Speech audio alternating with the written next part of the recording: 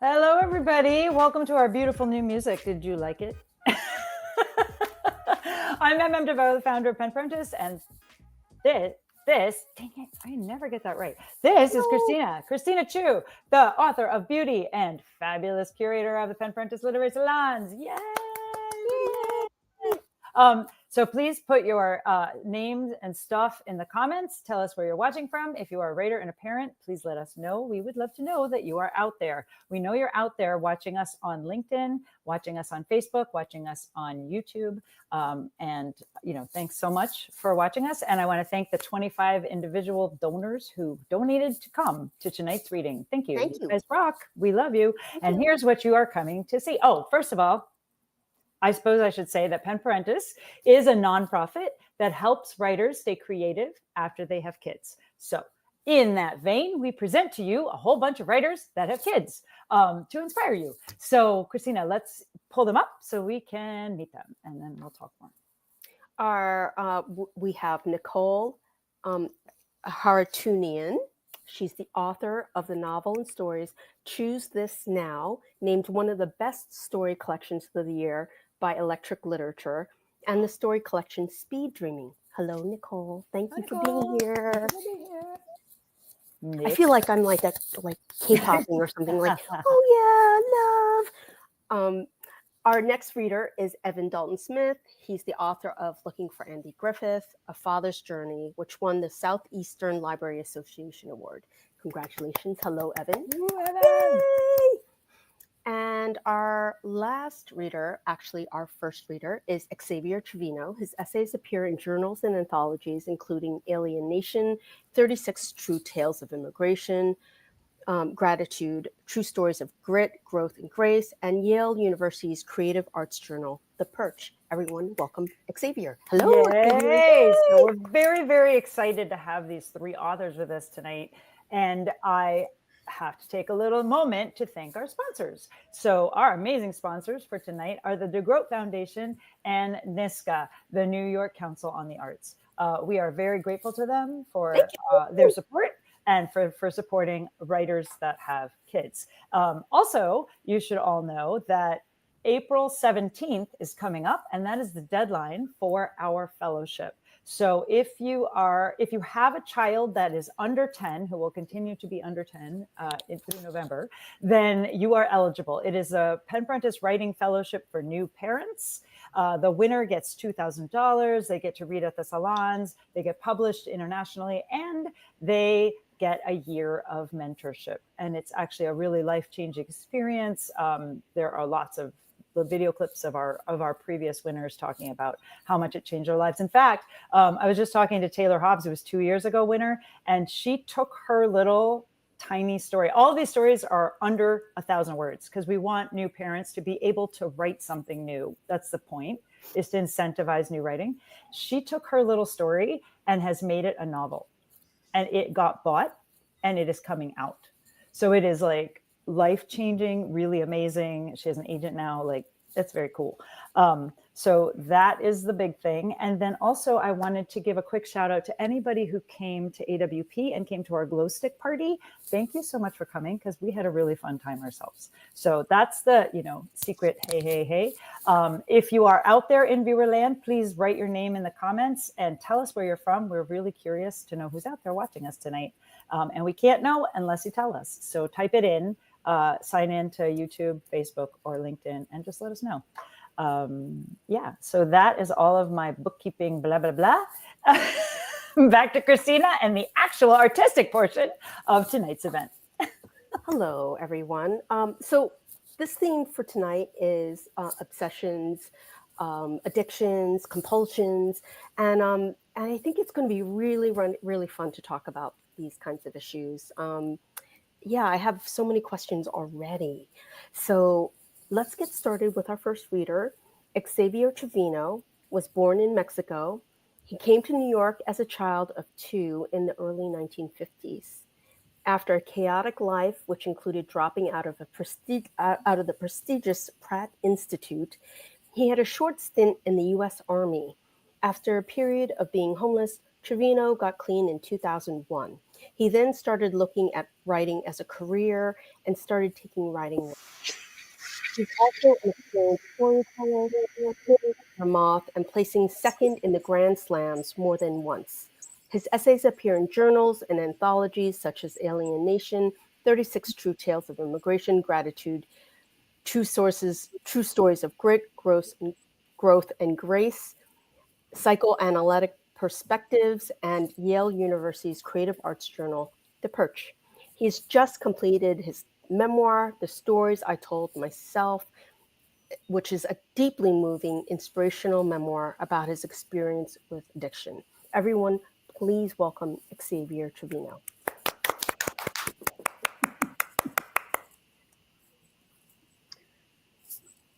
This is from the story that was in The Perch. It's called Born Dirty.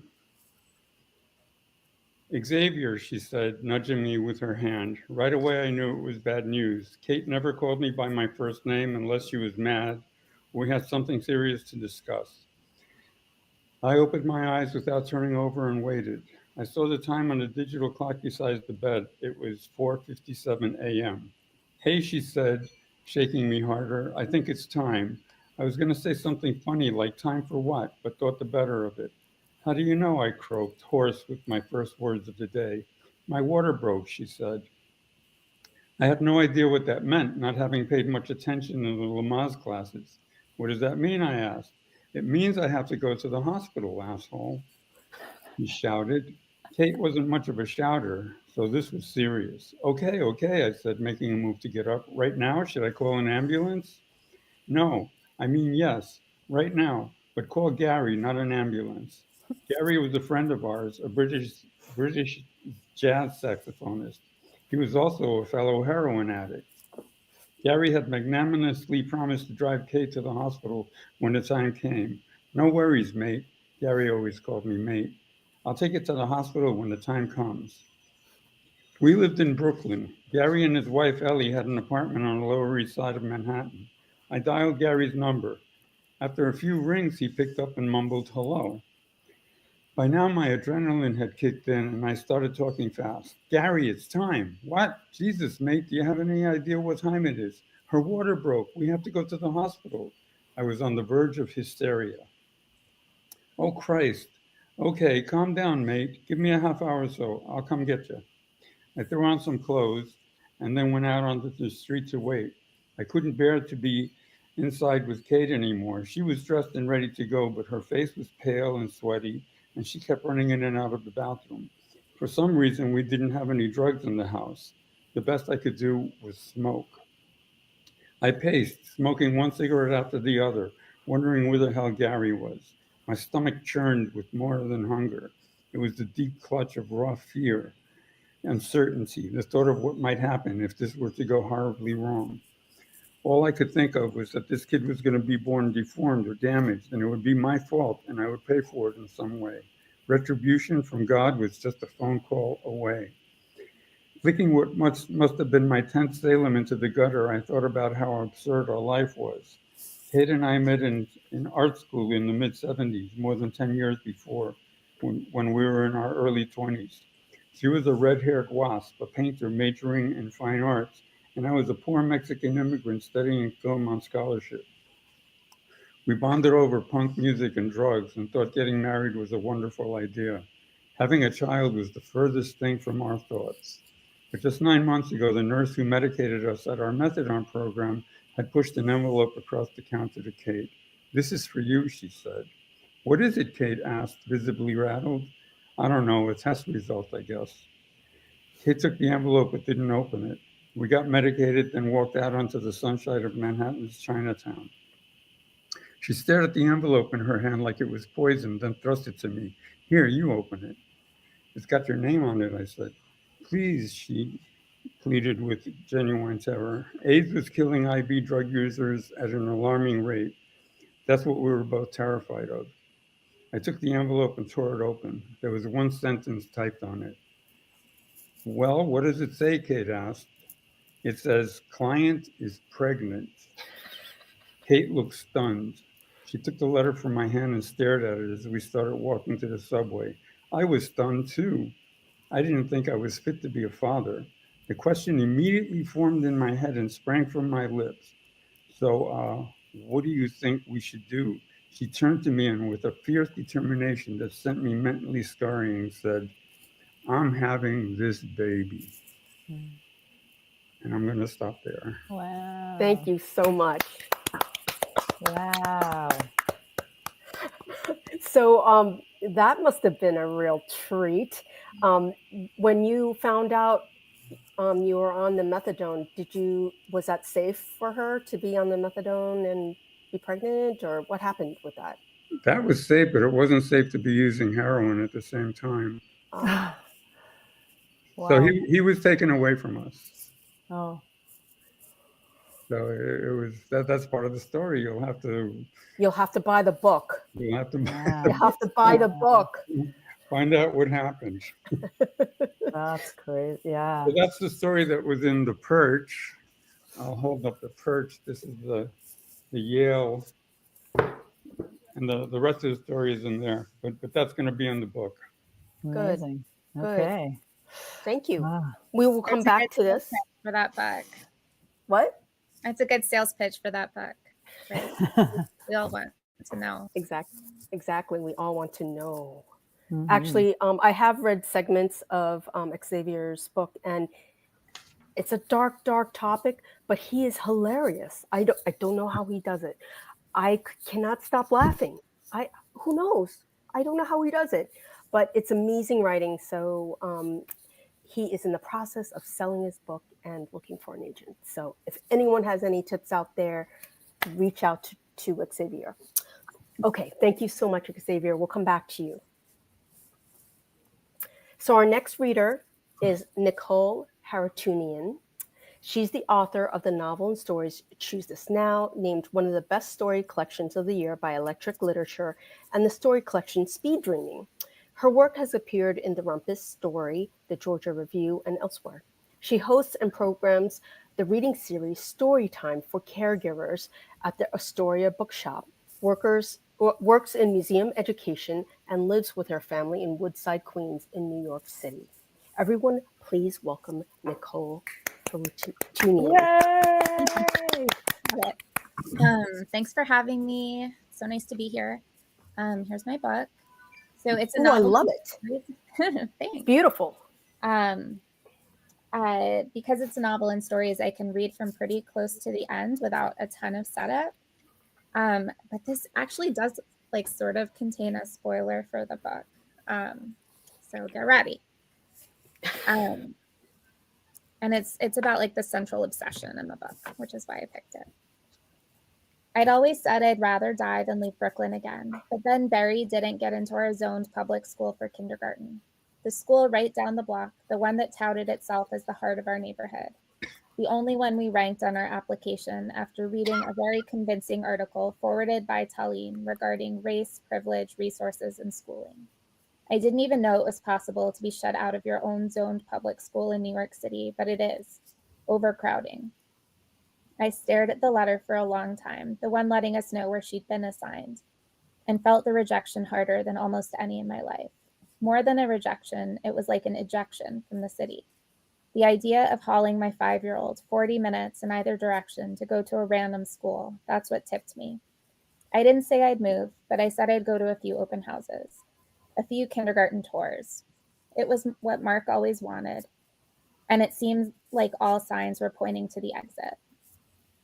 At the same time, Barry and I ran into a friend from college in the produce section of our grocery store. And she mentioned that Elliot and Tova's kid was about the same age as mine. Were they always together, she asked me. Didn't you and he have a thing? I stood holding half a cut purple cabbage as Barry snuck $40 of fruit into our cart, stupefied at the thought.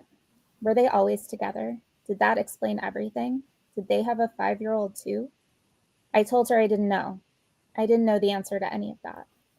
At the end of that conversation, I had it on what seemed like good, albeit third-hand authority, that Elliot and Tova lived in New Jersey now, near a university where they were both professors. Rutgers, I asked when she said she couldn't remember which school. I tried to sound casual as I prompted her. Montclair? Drew? Maybe, she said.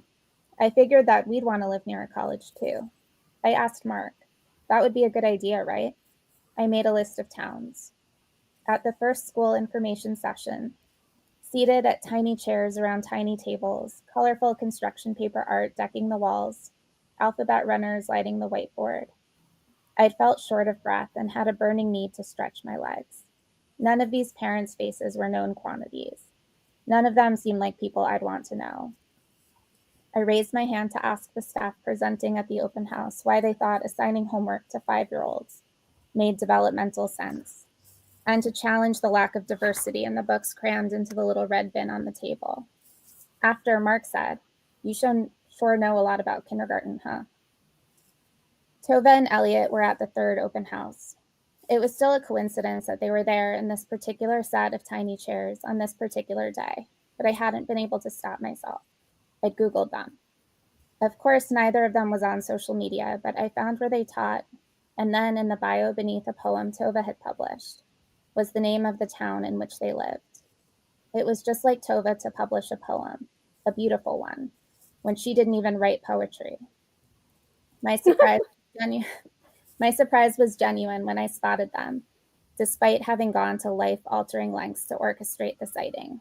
Best efforts be damned, I couldn't mask that I, in that moment, was altered. Mark, noticing the color leave my face, tried to hand me his water bottle. I waited, of course, for them to notice me. Tova was in a perfectly casual denim dress. Her eyes glossed over me 2 or 3 times before widening in recognition. Elliot looked like himself still, long dark hair, black t-shirt, fleeting eye contact. But it acquired a professorial bearing, a different adult kind of confidence.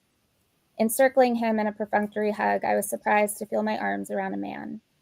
It happened in that moment exactly how I'd always imagined. We greeted each other like old friends. Of course, the school they were enrolling Jules in was play-based, developmentally appropriate, and didn't assign homework until 3rd grade. My body was so alert, I swear I could feel the blood moving through my veins. I barely caught the slow smile spreading across Mark's face when I introduced everyone and said, "We're house hunting here next week." Later, Mark said, "And we already know some of our neighbors. What could be more perfect?" I couldn't have stood it, not telling him, so I said, I had a feeling they would be there. And something I love about him but don't understand is that he said he was just glad it had worked out in the end, as if that were it, the end. Wow. So you're reading from a house somewhere out in New Jersey, yes? Well, that's where the story is. I live in an apartment in Queens.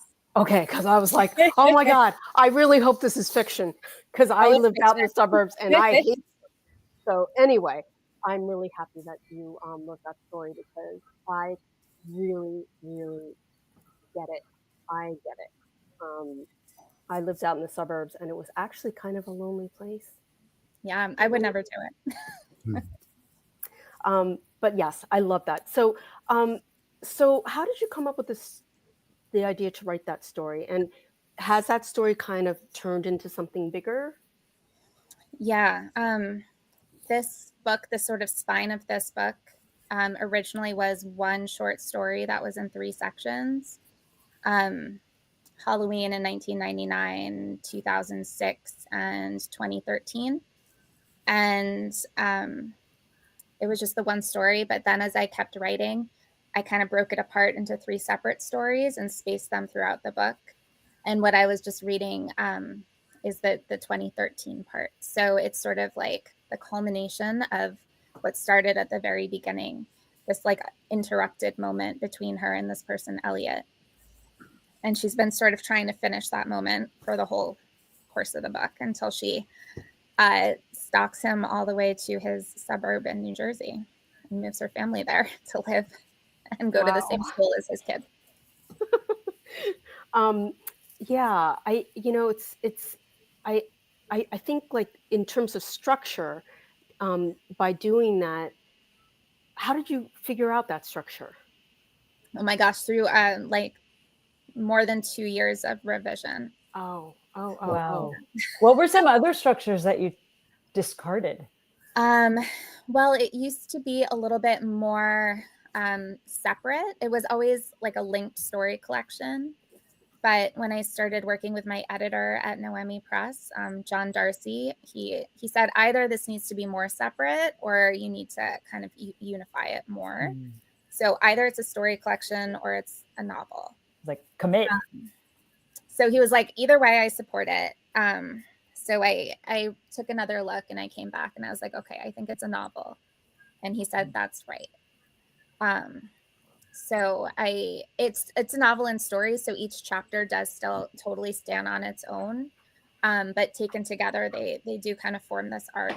And it took a lot of revision and a lot of moving pieces and sort of condensing worlds and spreadsheets. Yeah, it's working with so many writers. It's super hard to change structure and then change it back and then change it to something else. And then because all the moving parts, like it's hard to find, you have to have fresh readers all the time and you don't want to duplicate anything. And, I have a collection of linked stories too. And I couldn't figure, like, it was so hard to get the puzzle, right, together. And then I read Ice Storm, and the way Rick Moody laces things together with like a few objects, I was like, oh my God, I got it. And it like, you never know, like when you read something, if it's gonna just like wake you up to an idea. And I just felt like, okay, you gotta read from now on, because the answers are out there and the ideas are out there. And man, when you were saying that, it reminded me of exactly what he did, in fact. So I'm going to put another plug for writing little comments in the comments, because Jenny, we saw you say that it was a great story to Xavier. We were delayed to let you know that we saw you out there. So we see you if you put your name in the chat. That's what I have to say. Also, replay people. Hi from the future, from the past. Yeah, we'll be on YouTube forever. Thank you so much, Nicole. We'll come back to that.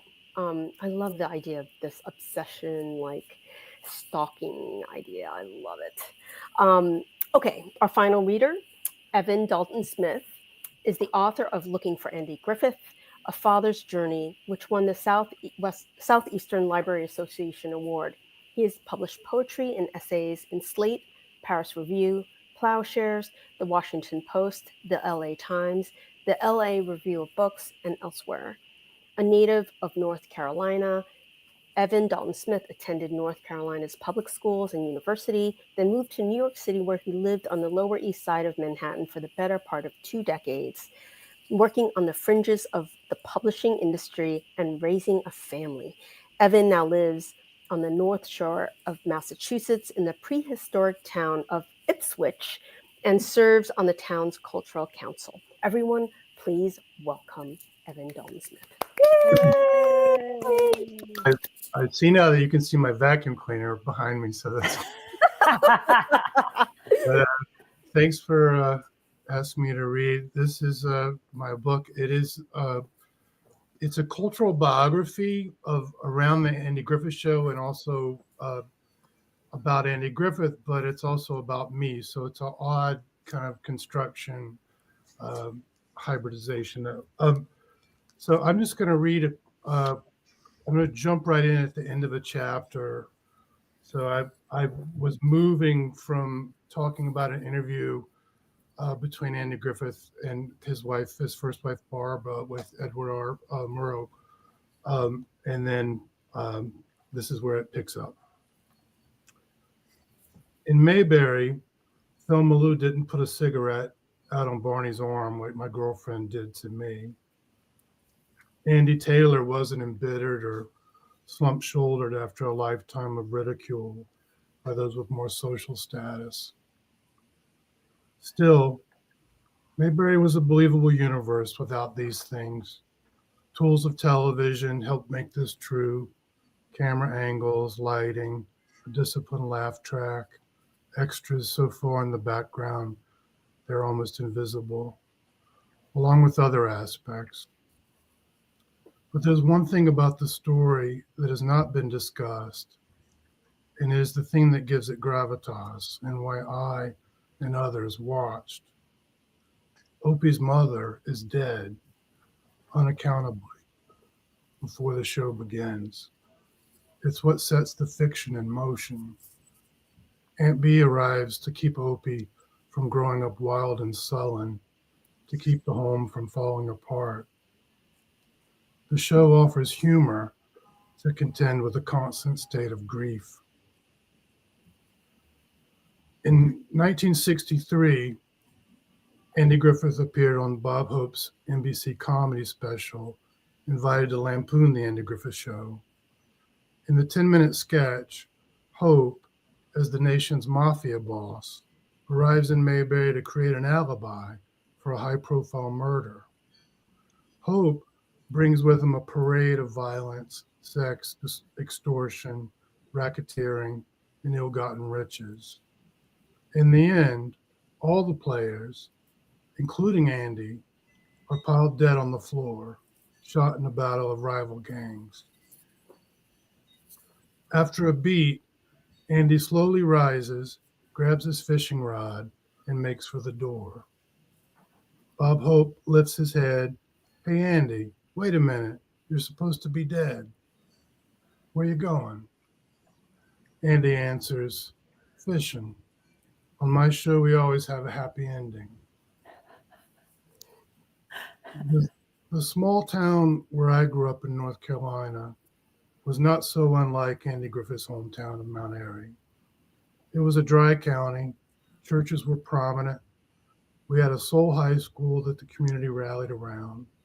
Still, in this little idyllic town, the dad next door beat his sons without mercy. A lady down the street shot her drunken husband. The teenager fell into a coma after tumbling off his skateboard and fracturing his skull. A state trooper's son, just out of high school, offered all us boys playing kick the can $1 if we'd let him give us blowjobs. The dentist's son shot himself in the chest. The coroner's son hung himself. The dad I'd known was long dead. My natural father, forever estranged. My mother silent behind her bedroom door, trapped by depression and prescription narcotics. When I heard that famous whistling theme song at 5:30 p.m., I ran inside, knelt on the floor, and turned my face fully toward the screen. I came inside when I was cold.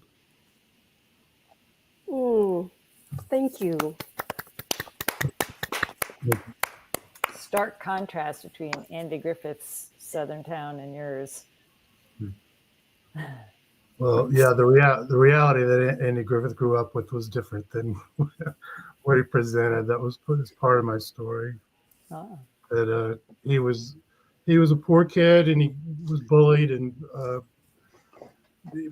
because he was an only child, he was pretty viciously bullied, I think, because most of his neighbors, there were a lot of siblings, and so because he was an only child and he was working poor, he had slightly better clothes than his friends, I think. And he tried to escape that poverty by creating this character, or just being an entertainer through music initially. And part of my fascination with the story was that he got pulled back and is kind of trapped in that town forever, So. Yeah. How did you get so obsessed with him in particular? It could have been. When Andy Griffith died in 2012, I discovered I was grieving like he was a person I knew, and I never met him.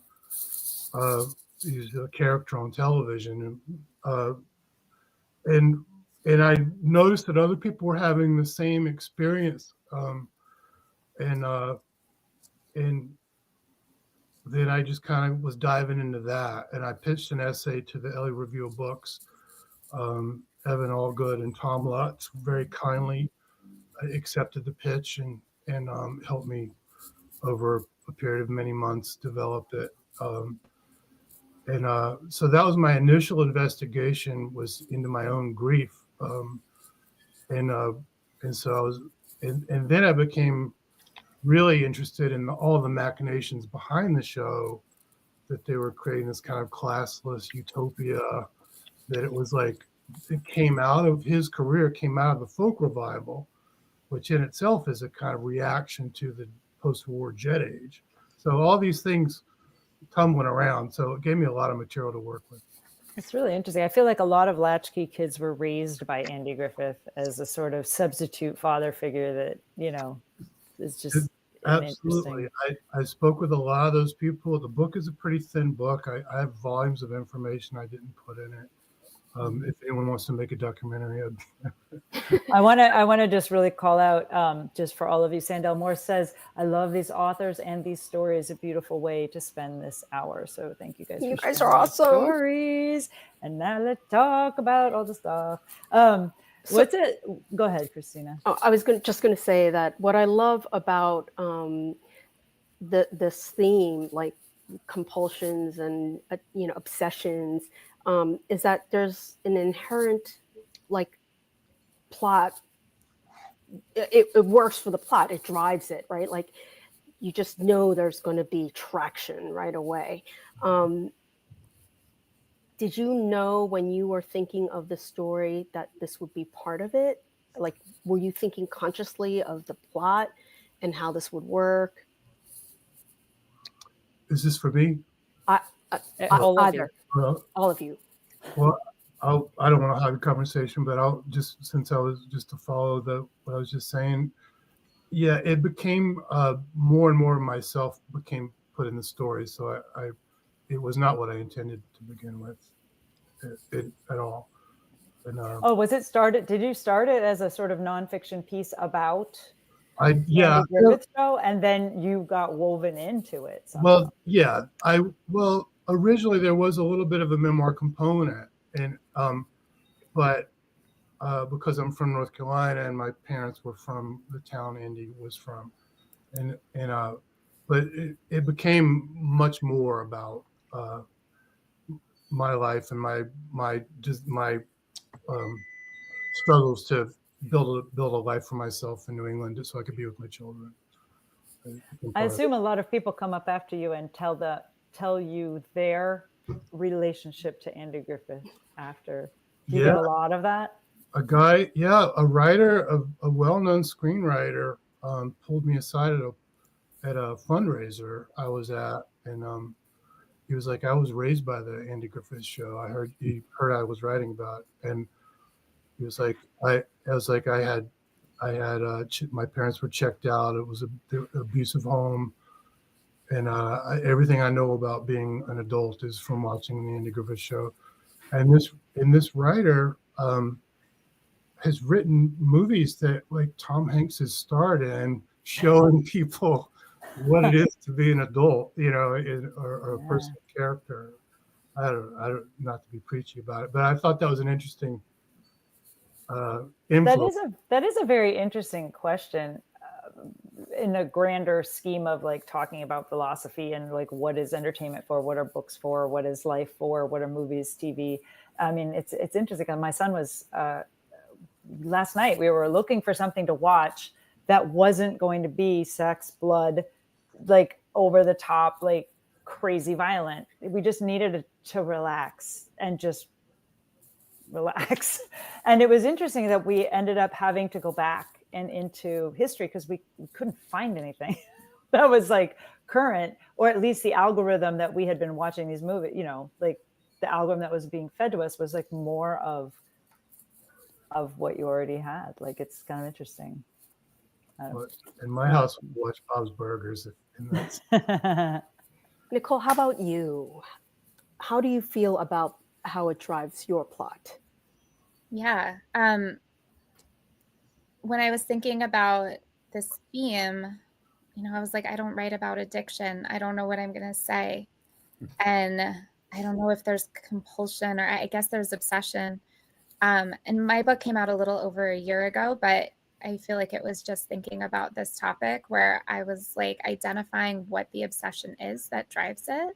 Because on the surface, it sort of seems like it's this person kind of obsessed with this man.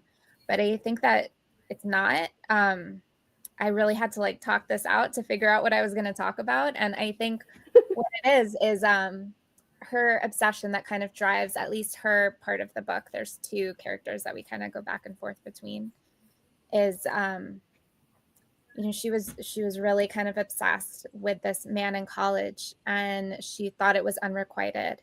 And then she found out at a Halloween party that it wasn't, and they're about to kiss and they get interrupted, and then they never speak again. So, and she misses her moment. Yeah. So I think it's less that it was him that she was obsessed with, and more that there was a way that things were supposed to have happened, and she got like shifted over, and they're not happening that way. So she could never really be in the moment with what was happening, because she felt like she was on the wrong timeline, kind of. That's timely.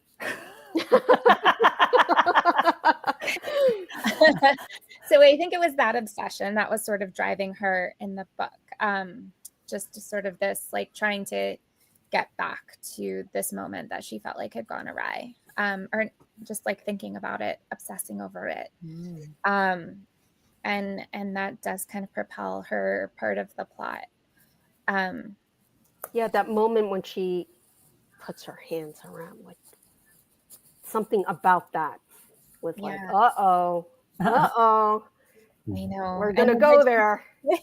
Originally, I didn't resolve it in the text. Like, the book ended, and it could still be open to interpretation, what happens between them. And I was going to leave it that way. And my editor said, but do you know what happens? And I was like, I do. And he was like, I think maybe put that in the book then. Nice. So I did put it in the book. It's good to have a great editor. So helpful, right? Yeah. So they have such clarity sometimes. You're like, oh yeah, that makes so sense. Xavier, may I ask you, when did you start to write about your healing from your addiction? Like, what made you decide to write about this instead of just having, Oh, were you asking me? Yes, you. Actually, I've always kept journals. When I was in college, I think that's when I started. When I was at Pratt, I started keeping journals because my English teacher suggested that I keep journals because I wasn't doing much else in English class. So I started doing that, and then I found, and especially like when I ended up in the service, I kept journals about the stuff that we did, and that was in North Carolina. So I've lived in close proximity to you twice. In the early 80s in North Carolina on Fort Bragg, and then in the mid 80s on the Lower East Side, because I lived on Houston Street. That's so funny. And that's when it was crazy but at any rate, I kept journals, and it was particularly interesting in the service because you do all this kind of stuff that nobody else gets to do. That's dangerous, but it can be fun. But it's also like what he was talking about, North Carolina. It's crazy, like especially like what we call bootlick towns, which are the towns that surround military bases, because it's all about making money off the soldier. And it's all about prostitution and drugs and alcohol. And it's a dry county, but there's plenty of booze around. Yeah. But that's when I started. And then, so I actually, and then when my son was born, I started writing a lot of stuff about how unfair life was, that he was taken away from us. And when I look back on it now, it's like so it's sad. It's sad the way I felt that I was a victim, but it's good. It's good to be able to look back and read that kind of stuff. The moment of time, you pierce sort of time to be able to look back on your thoughts of the. Yeah, but at any rate,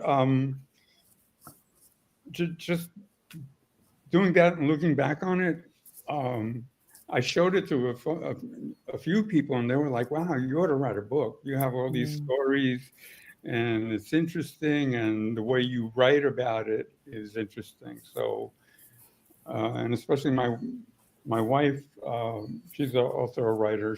When she first read my stuff, she said, "You have to organize this and get it out there," because for her, she feels it's really important, especially as an immigrant. She's an immigrant also. She's from Poland. And she just felt that it's important to get that story out, that we're like everybody else. Yeah. We're no different from any other American. Just because we were born in another country, everything that we want and desire and fear and hate is all in us, in all of us. And she said, you do it in such a way that you can get it across. So. Yeah. You really do, Xavier. I mean, I think one of the things that I found so interesting with a lot of your work, including this piece that you read, was that, when everyone has this idea from Hollywood or movies or whatever about addiction, right? But you always present it in a way that it's just a part of life. Like you can function, right? Like it might be out of control, but you still manage to hold down a job. You know what I mean? Like, and that's not the idea that I always have when I think of addiction. I always think of like, oh, you're done. Like you can't work. You're whatever. But that's just not the case. Most people who are trying whatever or doing whatever drugs are still somewhat functional. Yeah, they're maybe not functioning at the peak of what they could be, but they're getting through the day. Or maybe they're going, whoo. It's really interesting. I want to bring it back to craft really quick, because all three of you have very different, it sounds like you had very interesting evolutions of the books that you're working on. And I'm wondering, at that very onset, do you have, I like to see the onset time, like I know, Evan, you said that yours was an article that you wrote for the LA Times, and then turning that moment where you're like, actually, I can make this a book. What can you each describe that moment where you're like, oh, this small thing that I started, or this journal, or this collection of stories is going to be a book? Can we see the range of how that happened? Yes. Nicole, maybe we'll start with you. Yeah. Well, I think finding the form of novel in stories has been helpful for me, because I'm a fiction writer, so I'm not like, I am minding my life. When I start, I feel like I'm making something up, even though I'm often not making it up. And I just, anytime I finish something, I feel like I'm never going to have another idea. Like, I feel like that right now. I just finished a new manuscript, and I just I truly can't imagine ever having another idea. And I've published 2 books, and then I just wrote this 3rd manuscript. Like, I probably will. There's a good chance. If it's that lull, right? But I can't imagine it. And the nice thing about writing a novel in stories is that the beginning of the next story is always there in the last one. Until you finish the book, you kind of always have something to pick up on and go back to. So this one was maybe a little trickier because it didn't quite start out that way. But the one that I just finished, I could always kind of look for inspiration or think okay, so this is what this summer was like. In, summer of 2021, this mom is so panicked about leaving her child that she hides under a bush at her summer camp to watch her through the leaves. The next year, that summer, how is she? So I always kind of had that sort of structure.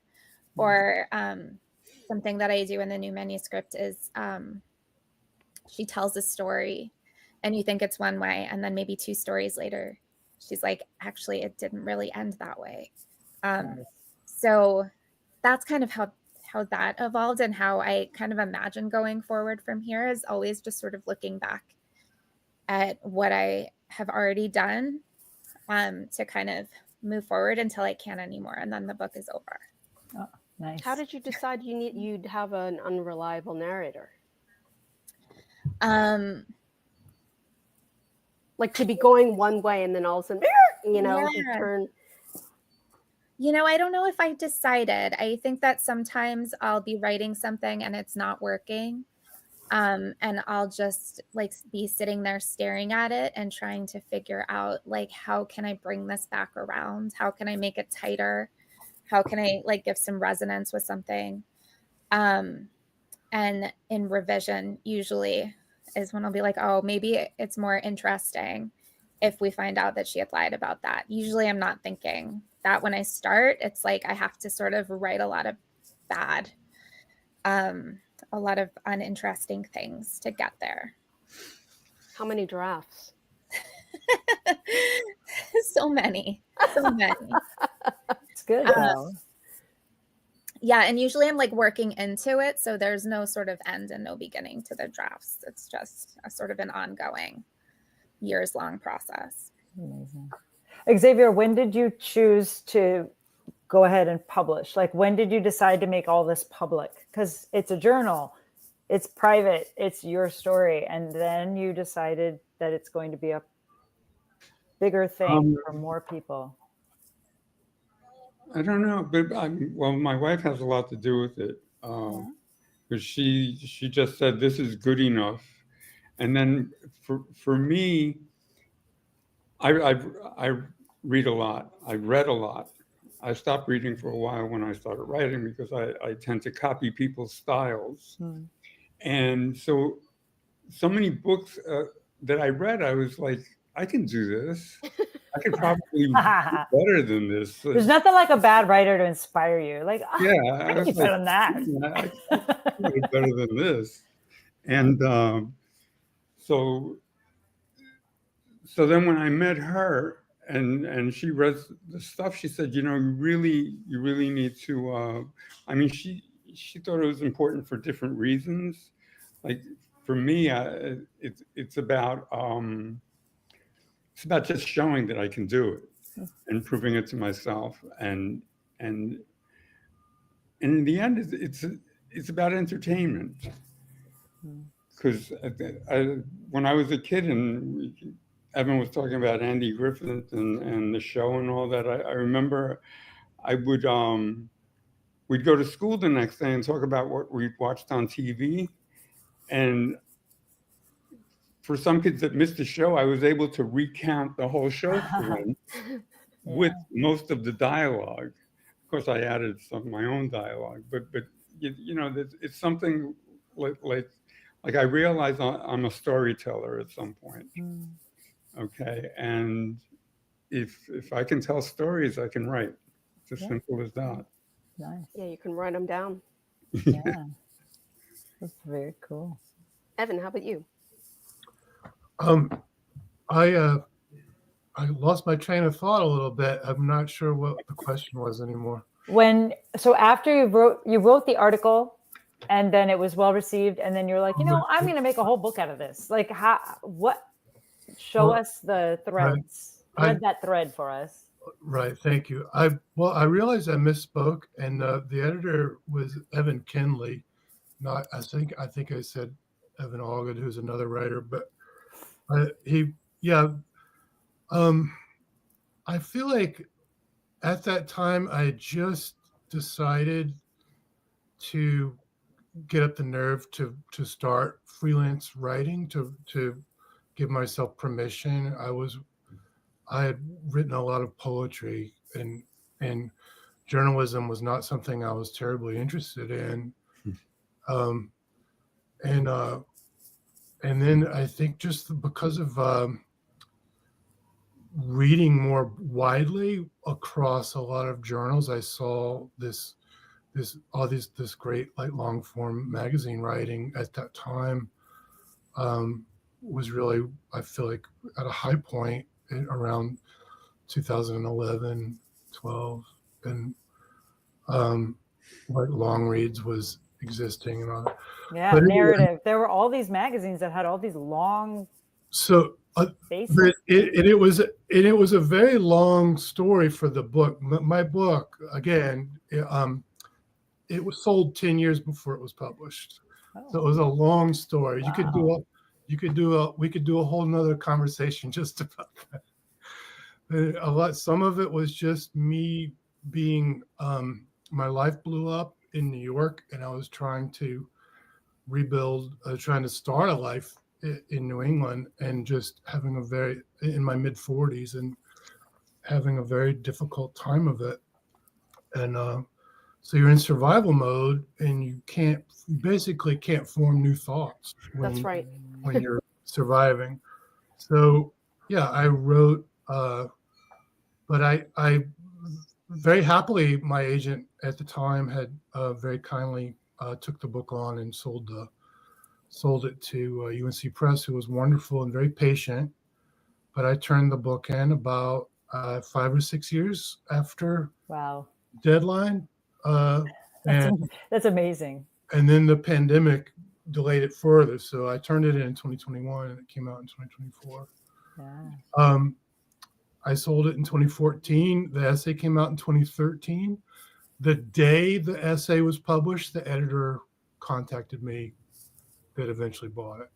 Wow. That day. That day, yeah. So, and they saw it in the LA Review of Books, yeah, and they which was called you and were like, "I want the book of this story." Yeah, I read something. The LA Review of Books was relatively new at the time, and they were really publishing interesting things that crossed cultural subjects and literary and pop culture, which is great. And I have 1,000 ideas, so I'm not. That's my brain works. As you can intimate from what I read, I was raised in a home with a well-meaning and loving parent who was also checked out. So my brain works like that. I'm always expecting the sky to fall. And so anyway, I have 2 proposals now. I just, right before our Zoom, I sent a piece in to an editor for a humor piece, so like nice. It's just like submit, get on this. I finished a draft of a short story the other day. I hadn't written a story in forever, and so I'm 56, and now that this book is out, I'm like just ready. I just want to do like more. A book a year. More. Yeah. That's cool. Now you could do Looking for Don Knotts. Well, my one proposal is about the narcotic that my mother was addicted to, which is I think an interesting story because it is world historic. It was developed out of research from Nazi Germany, and the other is called The Hotel Lobby Bars of Earth, which is fun. Like a lot of wish fulfillment there with wanting to research these spaces. Yeah. But I have eclectic tastes, and I love kind of genre bending things, and but things that entertain me. So, that my book partly took as long as it did because of that, because I wanted to entertain myself and write the book I wanted to write. So. Nice. I'm glad that you were allowed to. Yeah, exactly. Not all editors would do that, right? No, Lucas. Kudos to you. Yeah, very kind editor. So you brought up this you mentioned discouragement, and I think all of us as writers experience periods of discouragement and difficulties in life, and I think what Evan said about like you just are checked out when you're just trying to survive, right? Yeah. How did you write your way out of this? I mean, I don't know, Nicole, if you've experienced this, but have you ever felt like you couldn't write, and then how did you work your way through it and stay with it? How did you stay with it? For me, I've organized a lot of my life around writing and having time to write. Like I work in a very strange, erratic, contractual per diem, part-time, cobbled together, meaningful, but like not lucrative and very strange manner. And it makes no sense for me to have like made museum education my career if I'm not also writing actively and trying to make that happen. So it's sort of every time I get like a museum education email, and every time something ridiculous happens in the museum world, I'm like, oh boy, I better work on my writing to to balance it out, just to balance it out a little. Yes. Nice. And my poor husband, who also has like a lot of creative pursuits, is the one with the full-time job and the health insurance and stuff. So it also would be very unfair to him if I wasn't like really working Producing, yeah. on my work. Now, not producing because I don't produce necessarily that much, but as long as like the good faith effort is there to be constantly trying to like touch base with the work and like keep it active and keep something happening. And my daughter, who's 8, is very invested in me being a writer too. So that's Oh, that helps. Yeah. Can I ask a little bit about that? I think you're the only one with little kids right now. So your 8-year-old, how has your writing practice evolved, Nicole, with the growth of your daughter? Yeah, it's helpful actually. So because I have so much less time now and the time is sort of structured around her and work, I kind of know when I'm gonna write. Like I know when I have the time, and it's not nebulous, and it's condensed. And like when she was very small and she would never sleep, her nap time, like I never knew when it was gonna end. So like I had to be writing because I never knew when it was gonna all come screaming through the baby monitor. And I also, because I totally lied before, and I do write about myself all the time. It's okay. We won't tell anybody, just all of the world. He, totally changed my identity. So, being like one person for 35 years and then having sort of a shift in identity, not that I became a new person, but I am really interested in that and how having a child sort of changes friendships and changes sort of your priorities. Those are things I'm really interested in. And without her, I wouldn't know about them firsthand. So she just gives me so much to write about. Yeah. Evan, did you write when your kids were little? Oh yeah, absolutely. When they were small? Yeah. You were a poet then, right? Yeah, I was working on book proposals, and when I was a stay-at-home dad, and when I was working, when both parents were working, we negotiated that unsuccessfully a lot of times, but I remember I had like one night a week, I think I had a babysitter, and I would go for 2 hours, go to a coffee shop or so. And often, and that was so long ago when my kids were little, they're 20 and 16 now. Yeah. But I would go and peck away at things. And I remember it was always trying to find some place quiet to work was always a challenge. And I had permission. I wasn't a member, but I feel like I could go to like the writer's room on Broadway, but walking there took a half an hour and getting back. And so I only had 2 hours. So I would go somewhere really close to my house on Grand Street, my apartment. And it was always a fun thing. I don't know.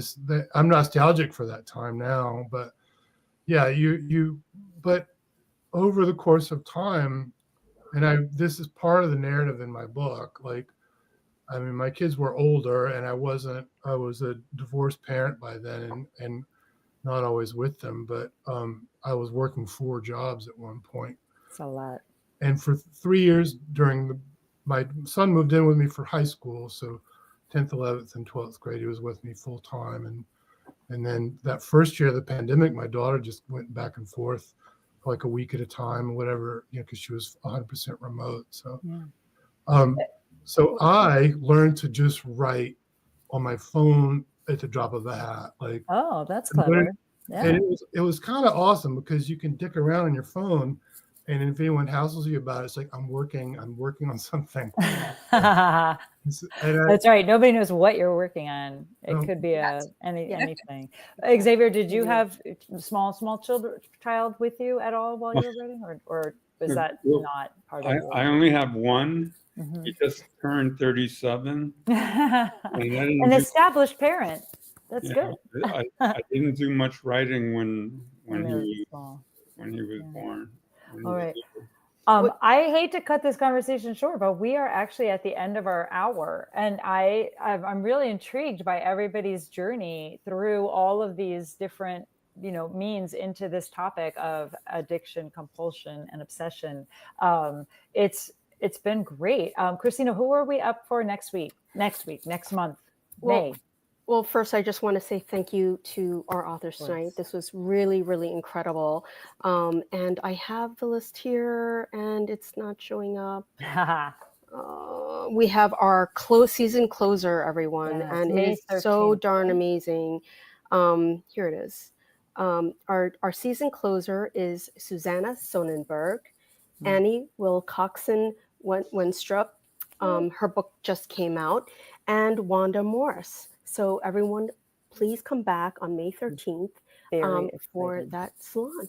Yes. And also don't forget that our fellowship is still open through April 17th. So you have until then to apply for our fellowship. And if you have a child under 10, we are incentivizing you to write something new. This year, our word count is 350 words. You've got to be able to get 350 amazing words into a story. You've got to be able to do this. It's a gem. It's your gift from us. So thanks a lot for coming.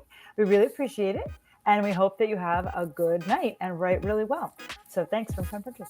Bye. Thank you. Good night, everybody.